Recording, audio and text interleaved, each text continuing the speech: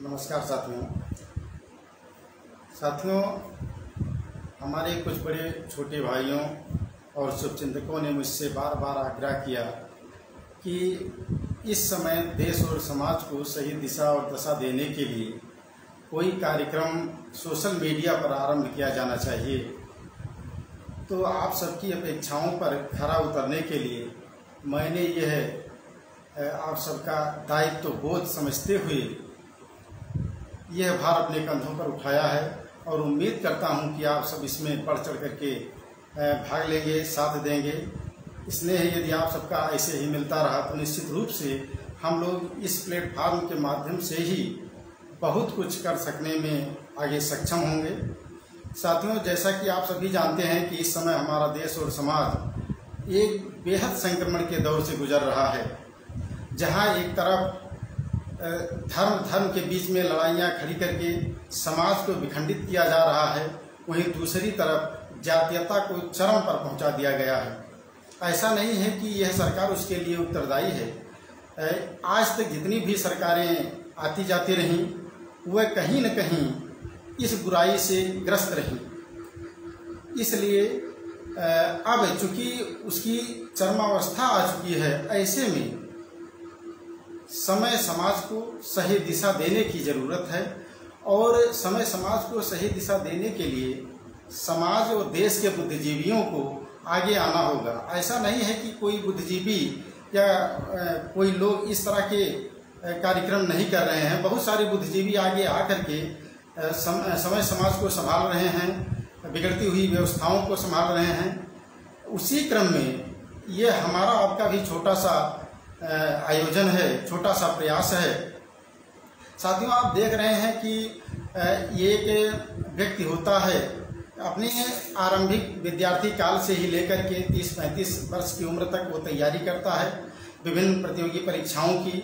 और आप देख रहे हैं कि आए दिन हर एक प्रतियोगी परीक्षा का पेपर आउट हो जा रहा है, कहीं नकल माफिया हावी हो रहे। तो तमाम विसंगतियों का शिकार आज का युवा होकर के भटक रहा है। और ऊपर से सरकारी फरमान ऐसे आते हैं कि जैसे विद्यार्थियों के पास कोई ज्ञान, कोई क्षमता है ही नहीं। कई बार हमारे नेतागण बयान देते फिरते हैं कि आज के नवयुवकों में, आज के बुद्धिजीवियों में क्षमता है ही नहीं, टैलेंट है ही नहीं, योग्यता है ही नहीं, तो उन्हें नौकरी कैसे दे दी जाए। लेकिन जब उन्हीं के सिपाही सालार अधिकारी लोग पेपर आउट करवाते हैं, उसमें संलिप्त पाए जाते हैं, तो यही नेतागण, यही शासन प्रशासन में बैठे हुए लोग उनकी तरफदारी करने के लिए खड़े हो जाते हैं।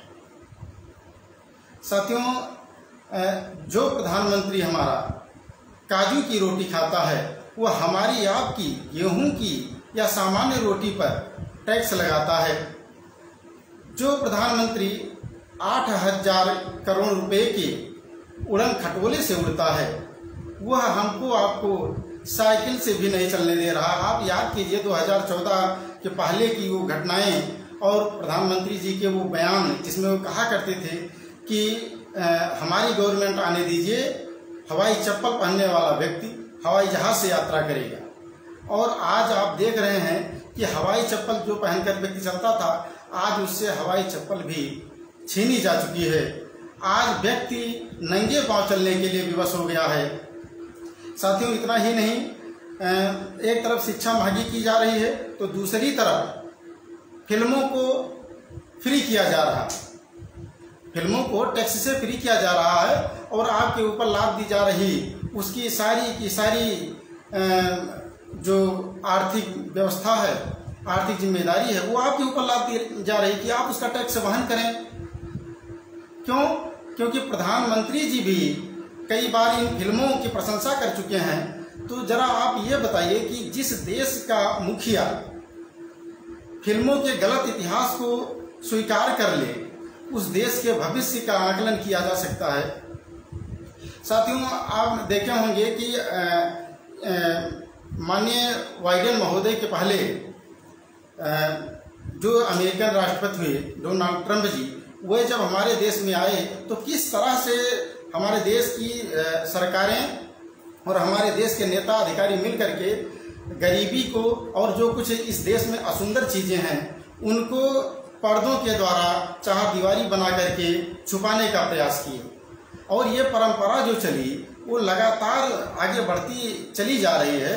और अब आने वाले दिनों में आप क्या देख रहे हैं कि हमारे प्रधानमंत्री जी जब किसी प्रदेश दूसरे प्रदेश में जा रहे हैं, मान लेते हैं जैसे अभी पिछले दिनों लखनऊ आए, तो हमारे लखनऊ में जहाँ कहीं टूटी फूटी सड़कें थीं, गलियाँ थीं, वहाँ पर बाकायदा ग्रीन टेंट लगा दिए गए ताकि प्रधानमंत्री जी को ज्ञान ना होने पाए कि अभी इस प्रदेश में और हमारे समाज में, हमारे ही देश में इतनी बेकारी और इतनी कमियां बची हुई हैं, इतनी असुंदर चीज़ें हैं।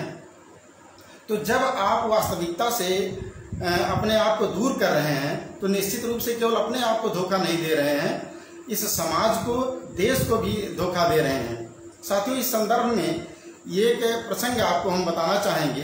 हालांकि इस प्रसंग को प्रधानमंत्री के कार्य व्यवहार और उनके आचरण के ऊपर आरोपित करना ठीक नहीं है। ये एक राजा महोदय थे और वह अति आत्ममुग्ध थे। अति आत्ममुग्ध या अति आत्ममुग्धता उसको कहते हैं जब कोई व्यक्ति इतना अहमवादी हो जाता है कि वह अपने सिवा किसी दूसरे की प्रशंसा नहीं सुनना चाहता और अपने गलत कामों की भी वो कभी भी बुराई नहीं सुनना चाहता। तो ऐसे अति अभिमानी या दंभी व्यक्ति को ही आत्ममुग्ध कहा जाता है। तो ये आत्ममुग्ध राजा हुआ करता था। उसके दरबार में ठीक आज ही की तरह हर एक चीज़ें सुंदर रूप में प्रेजेंट की जा रही थी और किसी की मजाल नहीं थी कि प्रधानमंत्री के गलत कार्यों पर कोई उंगली उठाता। तो हुआ क्या कि एक बार किसी दूसरे देश से, किसी दूसरे राज्य से एक बड़ा जादूगर बन करके आता है। वो जादूगर रहता नहीं असल में, वो ढोंगी रहता है। लेकिन उस राज्य की रीति नीति कैसी है इसको परखने के लिए वो इस राजा के दरबार में आता है और सीधे राज दरबार में पहुंच करके राजा से कहता है कि महोदय, मैं एक ऐसा मंत्र जानता हूं जिसके तहत आपको एक जादुई कपड़ा हम पहना देंगे और किसी को वह नजर नहीं आएगा। ऐसा जादुई कपड़ा हम पहनाएंगे आपको जो आपके अतिरिक्त कोई दूसरा देख नहीं सकेगा। राजा अति प्रसन्न हुआ। उसने कहा कि महोदय, अब आप विलंब मत कीजिए और तुरंत हमको वो जादुई कपड़े पहनाना आरंभ कीजिए। तो उसने कहा कि राजा साहब ठीक है, इसके लिए आपको अपने इन कपड़ों को उतारना पड़ेगा। तो उस जादूगर ने ऐसे हाथ से मात्र किया कि महाराज आप पहले ऊपर के कपड़े उतारिए। तो उसने शरीर के अपने ऊपर के कपड़े उतार करके रख दिए। तो जादूगर ने ऐसे राजा के ऊपर हाथ किया और कहा कि राजा साहब अब देखिए ऊपर का आपका कपड़ा पूरी तरह से जादुई हो गया। फिर उसने आग्रह किया कि राजा साहब आप अपने नीचे के कपड़े उतार दीजिए। फिर राजा साहब ने जब नीचे के कपड़े उतारे तो आगे बढ़ता है जादूगर और कहता है कि राजा साहब अभी आप अंडरगारमेंट पहने हुए हैं उसको भी निकालिए। तो सारे कपड़े राजा के जब वो निकलवा देता है तो फिर कहता है राजा साहब यूँ लीजिए, मंत्र के साथ बोलता है यूँ लीजिए, आपके ये कपड़े पूरी तरह से अब जादुई हो गए। यानी सर से लेकर के और पाँव तक सारे कपड़े आपके जादुई हो गए। अब आप जादुई कपड़े में क्या खूब फप रहे हैं, क्या अच्छे लग रहे हैं। वाह राजा साहब, गजब का सौंदर्य है आपका। तो जब इतने स्मार्ट राजा बन गए अति आत्ममुग्धता में, तो राजा साहब ने कहा कि जब आपने हमको इतना सुंदर बना दिया है तो अब क्यों ना एक रैली निकाल दी जाए पूरे राज्य में, एक फेरी करवा दी जाए ताकि लोग हमको इस सुंदर कपड़े में देख सकें।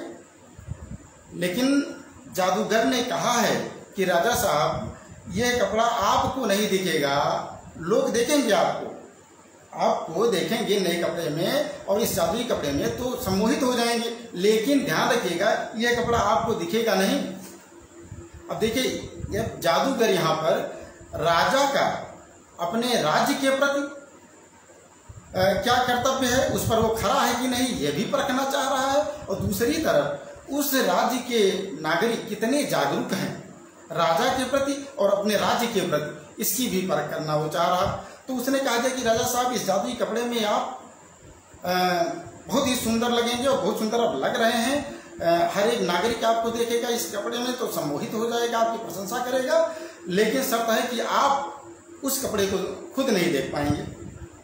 राजा ने स्वीकार कर लिया और हाथी घोड़े सजवाए राजा की सवारी निकली।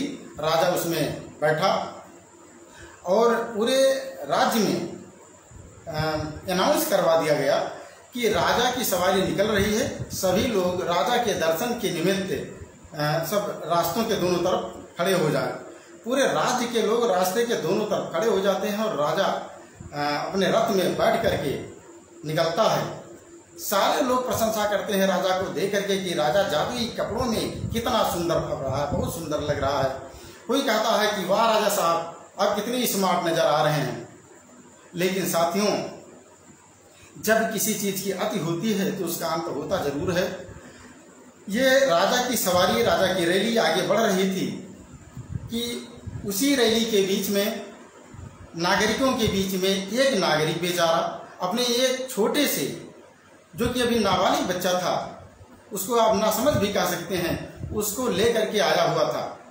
और जब वह बच्चा देखता है राजा को तो सारे लोग वाहवाही कर रहे हैं कि वाह राजा साहब, कितने स्मार्ट आप दिख रहे हैं, वाह गजब का सौंदर्य है आपका, क्या जादुई कपड़े में आप फब रहे हैं। तो उस राजा को देखने के बाद उस बच्चे ने कहा कि अरे राजा तो नंगा है, राजा तो नंगा है, राजा तो नंगा है। तो जब उस बच्चे ने दोबारा इस बात को रिपीट किया कि राजा तो नंगा है, तब तक उसका जो पिता था, जो उसको गोदी में ले रखा था, उसने उसके मुंह पर हाथ रखा और पकड़ करके दबे पांव वो निकल लिया कि कहीं ऐसा ना हो कि इसकी आवाज राजा के कानों में पड़ जाए और राजा इसके सहित हमको भी मृत्यु दंड दे दें। तो जब वो भाग जाता है तो अमांतर कथाओं में कई तरह की बातें आपको मिलेंगी, लेकिन कहा जाता है, एक जगह ये भी मिलता है कि राजा जब उसकी बातों को सुनता है तो और खुद अपने आप को देखता है तो खुद को वो नंगा तो पाता ही है, लेकिन जब राज्य के नागरिक उसको कहीं नहीं बताते कि आप नंगे हैं और एक बच्चा जो कि अभी अबोध है वो बताता है, तो वो बच्चे को बुला करके उसे खूब पुरस्कृत करता है और राज्य के लोगों से वास्तविकता की परख करवाता है। और राज्य के लोग जब कबूलते नहीं हैं कि नहीं राजा साहब आप वास्तव में नंगे हैं, तो वह सजा का प्राविधान करता है कि हम आप सबको सजा का अनाउंसमेंट कर देंगे, इसलिए आप हकीकत बयां कीजिए। तो सब लोग एक मत से स्वीकार करते हैं कि नहीं राजा साहब आप सच में नंगे थे। तो ऐसे में राजा साहब उस जादूगर को पकड़ करके उसे मृत्यु दंड दिलवाते हैं और फिर से राजकाज यथावत चालू करवाते हैं और फिर से उस राज्य में सुव्यवस्था कायम होती है। तो इस तरह से यदि किसी देश का मुखिया, किसी देश का राजा, किसी राज्य का राजा इस तरह से अति आत्ममुग्ध हो जाए और वो जानबूझ करके वास्तविकता से नजरें अपनी चुराने लगे, तो समझ लीजिए कि उस राज्य की दुर्दशा तो होनी ही है। लेकिन दोस्तों, उसी बच्चे की तरह हम लोगों के बीच से ही हम लोग जैसे कोई अबोध सामने आएंगे जो राजा को एहसास दिलवाएंगे कि राजा साहब जो आप कर रहे हैं वो नितांत अव्यवहारिक है, ये गलत है। जो आप परंपरा, जो व्यवस्था ये आगे बढ़ा रहे हैं, इससे समाज और देश का कभी भी लाभ नहीं होने वाला है सिवाय नुकसान के। तो राजा कभी न कभी उसे अपने दायित्व बोध का ज्ञान होगा और निश्चित रूप से वो सही फैसले लेना शुरू करेगा। तो साथियों, आप सबका आग्रह और आप सबका आदेश था कि आप ऑनलाइन कोई प्रोग्राम शुरू कीजिए जिसमें समय समाज को दिशा दशा देने का प्रयास कीजिए। तो आप सबके सहयोग से यह अब सोशल मीडिया के माध्यम से हम आपके सम्मुख उपस्थित रहेंगे और नित्य नए नए कार्यक्रमों के द्वारा हम आपके बीच में आते रहेंगे, नए नए कार्यक्रम लेकर के। लेकिन आप सबसे बार बार निवेदन है कि जिस मुद्दे पर और समाज देश की जो समस्याएं हैं उन पर, जिन भी बिंदुओं पर आप मुझसे बुलवाना चाहते हो, जिन बिंदुओं पर आप अपनी बात रखना चाहते हो, कमेंट बॉक्स में आकर के आप कमेंट कीजिएगा, अवगत कराइएगा। निश्चित रूप से अगली वीडियो में उन समस्याओं को लेकर के और उनका निराकरण कैसे करवाना है, इस पर चर्चाएं की जाएंगी। तो साथियों, जो अभी आपने राजा की कथा सुनी, उससे प्रेरणा लेकर के हमको, आपको सबको आगे बढ़ना होगा। और जबकि इस समय हमारा देश और देश का जो एक बहुसंख्यक वर्ग है वह थोड़े से राशन में चिर निद्रा में चला गया है, राशन मिल रहा है, चिर निद्रा में सो गया है, उसको जगाने की जरूरत है और उसको यह बताने की जरूरत है कि आपके बच्चे की शिक्षा छीनी जा रही है, आपके बच्चे का भविष्य चौपट किया जा रहा है। हम कह रहे हैं कांवड़ियों पर उनकी श्रद्धा है, कांवड़िए खूब आगे बढ़ चढ़ करके सामने आए, ठीक है, उनकी वो कांवड़ उठाएं और शंकर भगवान को जल चढ़ाएं, अच्छी बात है, लेकिन उनके ऊपर फूल की वर्षा आप जो कर रहे हैं उसके पहले आपका दायित्व था कि जो बच्चे विद्यालय जा रहे हैं उनके ऊपर आप फूल की वर्षा करते, और जो विद्यालय में जा रहे हैं बच्चे उनके ऊपर अगर फूल की वर्षा करते तो दो एक बच्चे जो डर की वजह से किसी कारणवश विद्यालय नहीं जा रहे हैं, कल से वह भी उत्साहित हो जाते कि नहीं, जो पढ़ने जाते हैं उनके ऊपर फूल आदि की वर्षा की जाती है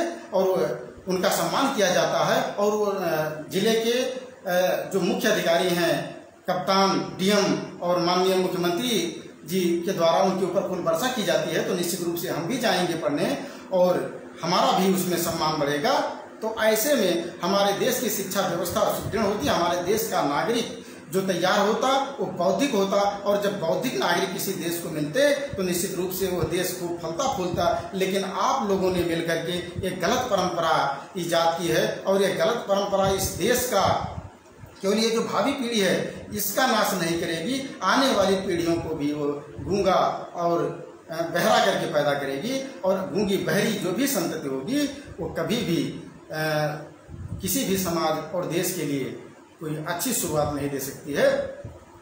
इसलिए साथियों, हमको आपको आगे आना होगा और ये मान करके आगे आपको आना है कि चाहे हमारे आपके खिलाफ सरकारें कोई कार्रवाई करवा दें, चाहे हमको जेल में डलवा दें, तो हमको इन सब की परवाह किए बगैर आगे आना होगा, क्योंकि आप सब भी एहसास कर रहे होंगे कि इस देश में इस समय अघोषित इमरजेंसी चल रही है। जब इंदिरा गांधी जी ने इमरजेंसी घोषित की थी तब तो हम लोग थे नहीं और ना उसका अनुभव है हमको आपको, लेकिन ये हम आप आज अनुभव करके निश्चित रूप से कह सकते हैं कि इस समय जो हालात हैं वही इमरजेंसी के हालात से कहीं कमतर नहीं होंगे, क्योंकि आज जो भी सच्चाई की बात करता है, जो भी सरकार की कमियां उजागर करता है, जो व्यवस्था में व्याप्त भ्रष्टाचार है उसको उजागर करता है, उसको या तो सलाखों के पीछे डाल दिया जाता है या उसे कोई ना कोई षड्यंत्र रच करके और परेशान किया जाता है। तो साथियों, हमको इन सब चीज़ों से बिल्कुल डरना नहीं है, हमें वास्तविकता के साथ और अपने मुद्दों के साथ, ऐसा नहीं कि हमें समाज को बरगलाना है, समाज को गलत डायरेक्शन, गलत दिशा देना है, ऐसा बिल्कुल नहीं है। हमें पूरे तथ्यों के साथ और उदाहरणों के साथ सामने आकर के देश का विरोधी, लेकिन साथियों जो सरकार इस समय खास करके उत्तर प्रदेश और केंद्र में कार्यरत है, वो सरकार जिस पार्टी की है उस पार्टी की नीतियां ना तो पहले कभी जनहित में थी ना आज हैं, वो पूंजीपतियों के लिए थी और पूंजीपतियों के लिए ही आज भी हैं।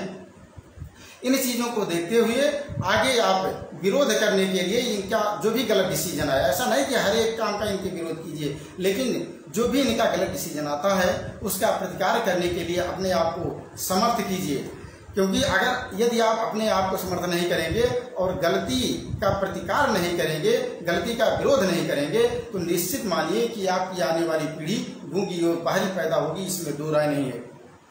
साथियों, एक एग्जाम्पल और देना चाहूँगा। आपने महान कथा सम्राट मुंशी प्रेमचंद जी का नाम सुना होगा। उनकी एक कहानी है परीक्षा। परीक्षा कहानी को आप पढ़िएगा जरूर। परीक्षा कहानी में मुंशी प्रेमचंद जी ने बहुत कुछ बता दिया है। उन्होंने उसमें बताया है कि नादिर शाह ने जब हमारे देश पर आक्रमण किया और दिल्ली फतह कर ली और दिल्ली में कत्लेआम चारों तरफ करवा दिया, उस समय जब वो कहानी लंबी है लेकिन मैं सार के रूप में जो बातें आपसे रखनी है आपके सम्मुख उन पर आता हूँ, उन मुद्दों पर। तो जब वो नादिर शाह दिल्ली की सत्ता पर काबिज हो जाता है और दीवाने खास में जाकर के वो पहुंचता है, तो वहाँ के ऐसो आराम और सारी जो डेकोरेशन रहती है उसको देख करके आश्चर्यचकित रह जाता है। जिस व्यक्ति का अब तक का जीवन रण क्षेत्रों में बीता हो, लड़ाइयाँ करते हुए बीता हो, वह राजशाही की व्यवस्था देख करके आश्चर्यचकित हो जाएगा।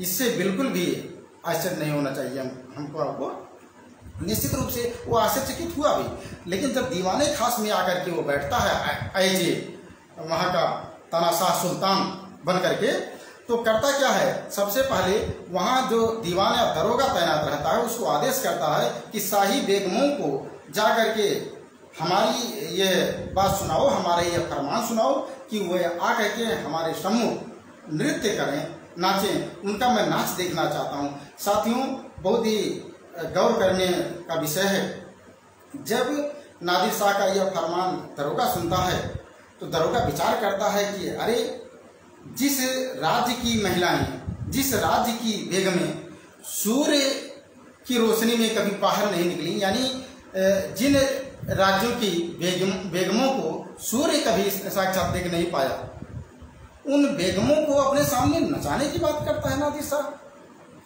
तो मैं यह फरमान ले करके बेगमों के पास जाऊंगा कैसे?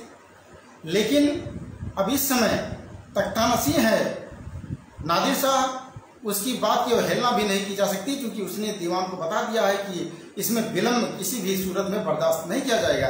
तो दीवान जा करके, दरोगा जा करके बेगमों से कहता है कि आप लोग पूरे श्रृंगार कर लीजिए, आभूषण धारण कर लीजिए और चलिए दीवाने खास में, वहाँ आप सबको नृत्य करना है। और इस समय का जो शहंशाह है, बादशाह नादिर शाह, वो आप सबका नृत्य देखना चाहता है। चलिए आप लोग और दीवाने खास में नृत्य कीजिए। बेगमें आश्चर्य में पड़ जाती हैं, ऐसा उल्टा सीधा फरमान, बिल्कुल ये हम लोग कभी स्वीकार नहीं करेंगे। लेकिन उसी फरमान के साथ ये भी जुड़ा हुआ है कि इसमें कतई भी किसी भी सूरत में जरा भी गफलत और देरी बर्दाश्त नहीं की जाएगी। बेगमों को एन केन प्रकारेण आना होता है दीवाने खास में, जहां पर नादिर शाह बादशाह के रूप में आसीन है। तो जब नादिर शाह देखता है कि बेगमें सब आ गई और एक से बढ़कर एक बेगमें सब सजी धजी और आभूषण से लदी हुई, तो नादिर शाह जब उन्हें देखता है तो वो सोने का बहाना करता है और वह ऐसे करके ऊँघने लग जाता है। जब ऊँघने का वो बहाना करता है तो उसके पहले वो कटार को बगल अपने रख देता है और ऊँघने का बहाना कर लेता है। जब वो ऊँघने लगता है या ऊँघ रहा होता है तो लगभग आधे घंटे तक वह सोने का बहाना करता है कि हम सो रहे हैं, और बेगमें खड़ी होकर के देख रही होती हैं कि नादिर शाह इस समय सो रहा है। अब उसी में कुछ बेगमें जो ढीठ थीं, प्रेमचंद जी लिखते हैं, जो बेगमें ढीठ थीं, उन्होंने क्या किया, उन्होंने कानाफूसी करना शुरू किया। कितना नालायक बादशाह है, हम रानियों का, हम बेगमों का नृत्य देखेगा, अरे मैं क्यों नहीं जाता, अरे जरा देखिए तो इसका आकार प्रकार कैसा है, एकदम दैत्य सा दिख रहा है, कोई कह अरे एकदम देवता सा दिखाई दे रहा है। लेकिन आधे घंटे तक यह सुगबुगाहट बेगमों के बीच में हुई, उसमें तमाम राजपूतानियां भी थीं, लेकिन किसी के अंदर ये जज्बा नहीं आया, यह सोच नहीं आई, यह हिम्मत नहीं आई कि यह नालायक हम सबको नचाने के लिए कह रहा है, नृत्य हमारा देखना चाह रहा है, और इसका खड़क जो है, इसकी तलवार बगल पड़ी हुई है, ये सो रहा है और हम इसे उठा करके इसका सर कलम न कर दें। लेकिन किसी के दिमाग में ये बात नहीं आई। तो हुआ क्या, आधे घंटे के बाद, ऊँघने के बाद, जब नादिर शाह आंखें खोलता है तो मुस्कुराता है, बेगमों से कहता है, अच्छा तो आप सब आ गई, ठीक है, मैं इतना अभागा और नालायक नहीं हूं कि आप सबका नृत्य में देखता, मैं इतना विलासी भी नहीं हूं, लेकिन मैं ये देखना चाहता था कि इतना ये बड़ा देश है, ये गुलाम कैसे हुआ, यह गुलाम कैसे हुआ, और इसे गुलाम कोई क्यों बना सकता है। तो बेगमों से कहता है कि बताइए, आपकी इतनी संख्या है, मैं यहाँ अकेला था, मैं सो गया था और बगल में हमारी तलवार रखी हुई थी, आप में से किसी के अंदर इतनी हिम्मत नहीं आई उस तलवार को उठा करके और हमारा प्रतिकार करती। हाँ, ये सच है कि आप हमारी तलवार उठा करके हमारे ऊपर वार करना चाहती, उसके पहले मैं आपको रोकने के लिए और आपको डिफीट देने के लिए मैं सक्षम था, आप मेरी हत्या न कर पाती, लेकिन आप सब में से किसी को वह हिम्मत दिखानी चाहिए थी और आप लोगों ने हिम्मत नहीं दिखाई, और यही कारण है कि यह देश और यह राज्य हमेशा गुलाम होते रहे हैं, होते रहेंगे। और नादिर शाह जिन शब्दों में नादिर शाह के बयान को, नादिर शाह रानी के प्रति जो बोलता है उस समय, उसको प्रेमचंद जी ने जिन शब्दों में अभिव्यक्त किया है उसको सुनेंगे तो आप रोमांचित हो जाएंगे। नादिर शाह रानी उसे कहता है, बेगमों से कह रहा है, अब यह सल्तनत जिंदा नहीं रह सकती, इसकी हस्ती के दिन गिने हुए हैं, यानी अब यह राज्य जल्दी ही नष्ट हो जाने वाला है, इसका निशान बहुत जल्द दुनिया से मिट जाएगा। तुम लोग जाओ और हो सके तो आप भी सल्तनत को बचाओ, वरना इसी तरह हवस की गुलामी करते हुए दुनिया से रुखसत हो जाओ। तो इस तरह से हमको आपको भी जहाँ कहीं व्यवस्थागत कमियां नजर आती हैं, जहाँ हमको यह लगता है कि नहीं सरकारों को जो करना चाहिए सरकारी वो ना करके सरकारों को जो नहीं करना चाहिए सरकारी वो कर रही हैं, तो वहाँ विरोध कीजिए और लोगों को जगाइए, लोगों को अनुशासित इनकलाब के लिए तैयार कीजिए, उनको जोड़िए। बहुत से ऐसे लोग जो साक्षात डायरेक्ट मोदी जी के भक्त थे या बीजेपी के का लीजिए भक्त थे, उनमें से कई ऐसे लोग हैं जो हमारे परम मित्र हैं, वो लोग आज तक गुणगान करते रहे इस सरकार और माननीय मोदी जी का, लेकिन अब वो भी कहने लगे हैं कि भैया क्या कहा जाए, वास्तव में ये गवर्नमेंट बहुत ही गलत कर रही है, बेरोजगारी बढ़ रही है, महंगाई आए दिन बढ़ती जा रही है, टैक्स बढ़ता जा रहा है, बच्चों की किताबों पर जीएसटी लग गई, हमारी रोटी पर जीएसटी लग गई, तो अब हम लोग जिएंगे कैसे। लेकिन वो एक बात कहते हैं कि ठीक है हम लोग मान रहे हैं कि बहुत सारी गड़बड़ियाँ हो रही हैं, लेकिन अब इनके अलावा है कौन। तो मैं ऐसे लोगों से कहना चाहता हूं कि क्या मोदी जी के अतिरिक्त अब दुनिया में अब हमारे देश में हमारे समाज में कोई और नहीं बचा है। मोदी जी मान लेते हैं ठीक है आज है, कल को मोदी जी ना रहे तब ये देश और समाज कैसे आगे बढ़ेगा। अरे भैया बहुत सारे लोग एक से एक योग्य लोग यहाँ बैठे हुए हैं, लेकिन आप ऐसे लोगों को तलाशिए। तो हमारा संविधान कहता है, जहाँ हमारा संविधान आपको ये कहता है कि अधिकार देता है कि आप इलेक्शन लड़िए, वहीं वोटर को यह दायित्व देता है कि आप भी अच्छे कैंडिडेट का सिलेक्शन कीजिए।